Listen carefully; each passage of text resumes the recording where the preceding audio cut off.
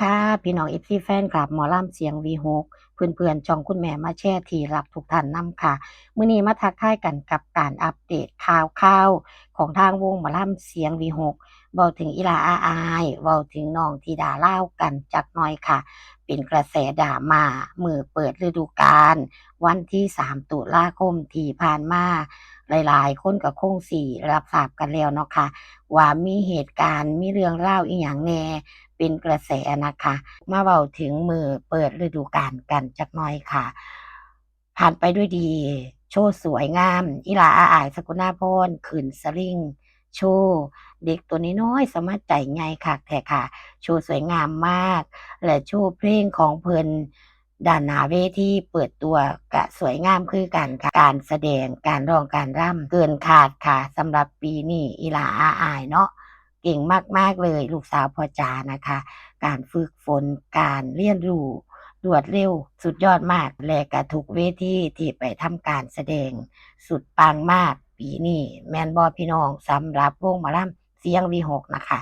ในมื้อเปิดฤดูกาลบนเวทีเสียงวีหกก็มีศิลปินตัวน้อยๆอย่างน้องธิดาลาวมาขึ้นเวทีนำอีหลาอาอายค่ะ หลายๆท่านที่เป็น FC แฟนคลับของน้องธิดาลาวก็คงสิรู้จักดี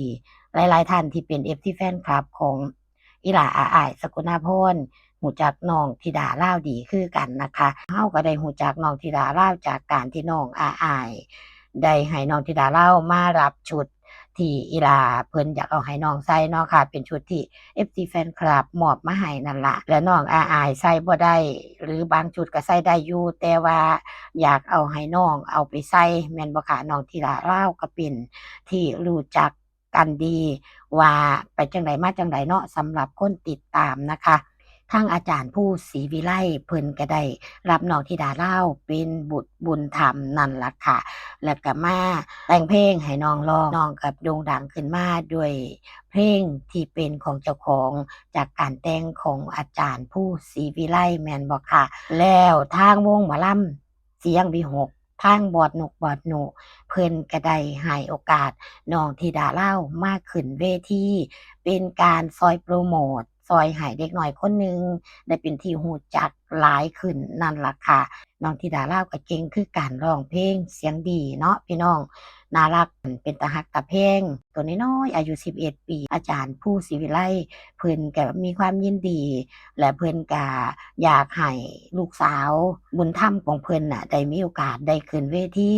โชว์ความสามารถหรือว่าขึ้นเวทีเพื่อที่สิให้ลึงเวทีใหญ่ๆนั่นล่ะค่ะพี่น้องค่ะแต่ก็มีกระแสดราม่า ตามมานั่นล่ะค่ะพี่น้องเป็นกระแสที่หลายๆคนก็ได้รับทราบแล้วเนาะค่ะมีคอมเมนต์หนึ่งที่เป็นคอมเมนต์บ่ฮู้ว่าต้องการอิหยังมาพิมพ์คอมเมนต์ยาวๆต่อว่าต่อขานตามที่ได้เห็นกันเนาะค่ะคอมเมนต์นั้นก็ได้เว้าว่าจั่งซี้ค่ะมั่วไปหมดเดินขวักไขว่เหมือนแย่งซีนกันเองเป็นการแสดงที่ดูไม่ค่อยสวยงามเลยไม่ควรปล่อยศิลปินมาชนกันแบบนี้ คนร้องเสร็จแล้วควรไปยืนข้างหลังให้คนที่กำลังร้องแสดงให้เสร็จก่อนค่อยออกมาด้านหน้าถ้าจะรับรางวัลควรจัดเป็นคิวๆไปไม่ใช่ตัดหน้ากันไปมาแบบนี้คนที่ตั้งใจมาดูน้องธิดาลาวคงหงุดหงิดหัวใจไม่หน่อยเสียความรู้สึกมากกับเสียงวิหกไร้จิตสำนึกจริงๆเสียงวิหกใจแคบต่อน้องธิดาลาวมากทำให้ FC น้องธิดาลาว เสียความรู้สึกต่อวงมาก ไม่ได้ร้องเพลงของน้องเลย โดนปิดกั้นทุกวิถีทางจากวง ทางบอดหนุเห็นคอมเมนต์นี่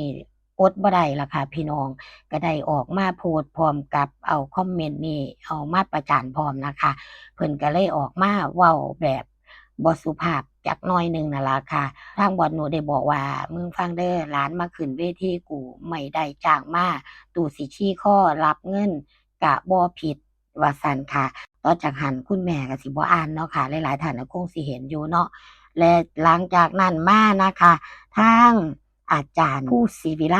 เพิ่นก็ได้ออกมาโพสต์หลายแนวนะคะมาเตือนสำหรับ FC ของน้องธิดาลาวที่เข้าไปคอมเมนต์แบบนั้นนะคะทางพ่อจานกพงศกรเองเพิ่นก็บ่อยากให้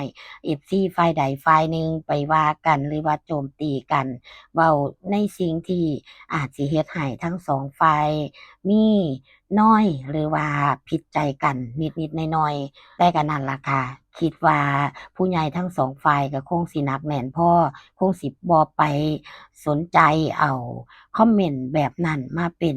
พลังลบให้จิตใจขุ่นมัวแม่นบ่พี่น้องใจกว้างๆเข้าไว้นะคะ FC แฟนคลับทุกท่านอย่าไปคิดอิหยังหลายตามที่เฮาได้เบิ่งเพิ่นก็ดูแลเท่าที่เพิ่นสมควรดูแลนั่นล่ะค่ะและเพิ่นก็บอกว่าเพิ่นให้โอกาสเด็กน้อยได้ยืนบนเวทีโดนๆเผื่อมี FC แฟนคลับมีความเมตตาทางพ่อจ๋านุกพงศกรเองเพิ่นก็ได้ออกมาไลฟ์สดค่ะมาเว้าถึงเรื่องนี้คือกันเรื่องที่น้องธิดาลาวขึ้นเวทีพร้อมกับน้องอาอาย ตามจริงแล้ว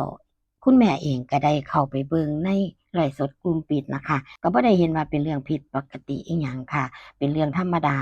ทางบอสนุเพิ่นก็มีการโพรโมตช่วยน้องคือกันแล้วก็ดูแล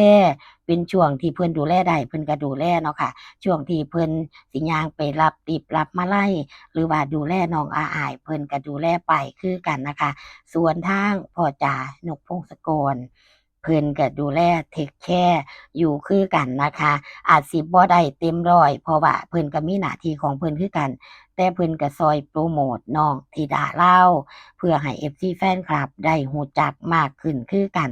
บางท่านก็อาจสิบ่รู้จักน้องแต่บางท่านเพิ่นก็เป็น FC แฟนคลับติดตามน้องเพราะว่าน้องธิดาลาวหลังๆนี่มี FC แฟนคลับหลายพอสมควรที่เข้าไปติดตามเข้าไปให้กำลังใจน้องนะคะ น้องก็สิได้มีโอกาสตรงนั้นนำอันนั้นก็แม่นนะคะสำหรับพระอาจารย์นกพงศกรนี่เพิ่นคิดแบบนั้นเพิ่นอยากให้น้องได้รับติปถ้าขึ้นมาแป๊บๆก็สิได้น้อยอิหยังประมาณนี้เนาะให้น้องได้ชินเวทีเจนวิธีนำนั่นล่ะค่ะพี่น้องค่ะทางอาจารย์ผู้ศรีวิไลเองเพิ่นก็ได้ตักเตือนคือกัน